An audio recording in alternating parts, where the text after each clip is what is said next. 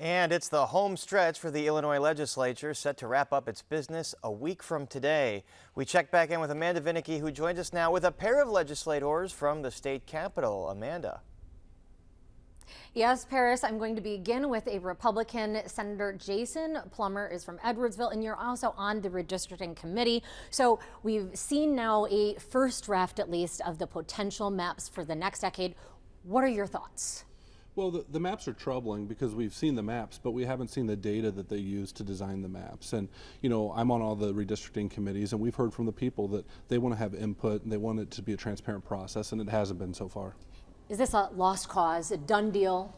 No, it's not a lost cause. You know, Governor Pritzker committed to the people of Illinois when he was asking for their vote to veto any map that was a partisan map. Well, here's his opportunity to veto a partisan map, and we hope that he's a man of his word. What else needs to get done before the end of the legislative session? Well, the Senate Republicans would like to see a robust ethics package, an anti-corruption package be passed here in Springfield. Obviously, that's an issue, and the voters care about it, and we think there's a real opportunity to make progress here.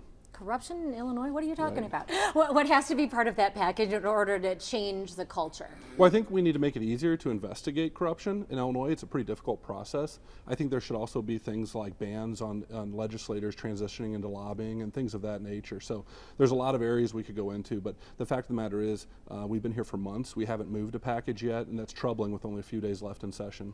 Do you have faith that something is going to happen? I mean, again, corruption, I was a bit jesting, but certainly in the headlines.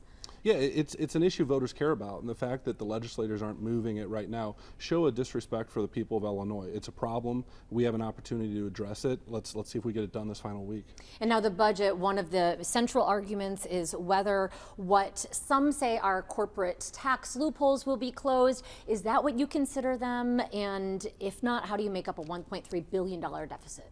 Well, I think right now the governor's office is playing games with what a deficit potentially looks like. The numbers have been changing all year. The fact of the matter is we're coming out of an economic crisis right now. The last thing we can do is raise taxes on small businesses that generate most of the jobs in Illinois. And what about all of the federal money that Illinois is going to be receiving for this COVID relief? How do you want that to be spent? I know there are limitations, of course. There are limitations, but I want to see that money spent in a way that doesn't create new programs. We have a real fiscal crisis in Illinois. We've had one for many years. It's not pandemic driven. And so we need to use that money to try to strengthen the fiscal condition of the state, not create new programs. And thank you very much. We're going to give you an opportunity to sort of pass the baton, the microphone, and bring in a Democrat that is going to be one of the leaders here in the House, and that is JEHAN Gordon-Booth. She is from Peoria. We appreciate your joining us on Chicago Tonight. You just heard what Senator Plummer had to say there, so let's kind of work backwards. Yes. The budget. We know what it's like to not get one passed. Are we going to have a budget in Illinois in time, and what do you believe will be the central components of it? Without question, we're going to have a budget this year. The only time that we have not had a budget was we were under the leadership of the former governor. I believe that the budget priorities this year are going to focus on the things that we know are important to everyday Illinoisans. That's ensuring that we have an education formula that's properly funded, ensuring that we are making investments in communities and in people. We know that in Illinois, our biggest asset is our people, and so investing in those things, ensuring that we have some of the very strong tax credits that create and spawn jobs and opportunities in the state, like the Edge tax credit, the River's Edge tax credit, having those kinds of opportunities that allow private dollars to be leveraged to build out our communities across the state is really important. What about filling that hole, that $1.3 billion? Listen, that's still a part of the process. When I leave here, I'm going back to another budget meeting. We're still working on. Still tonight, huh? Still tonight. I mean, but you know, you've been around here for a while. We typically are bringing the budget out here late, on Monday. What's on the agenda for tonight's meeting? How we're going to fill that hole.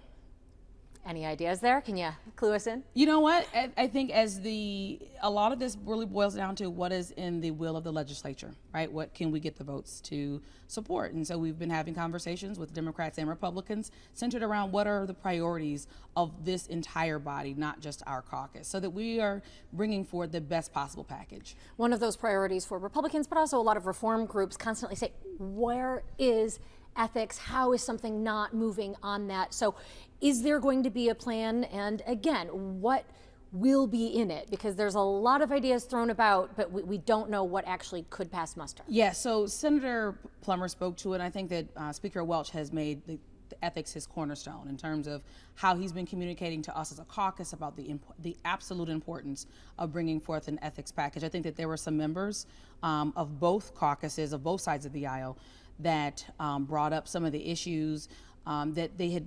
We're talking about things in the weeds, and it's important that we get the details right. Some of the things that have come up before now, that before the pandemic came up, and some of those issues gave concern centered around equity, right? Because anytime we're talking about making wholesale change, we also have to think about those unintended consequences. And so making sure that whatever we pass, that we are sure that the unintended consequences are ones that we can live with.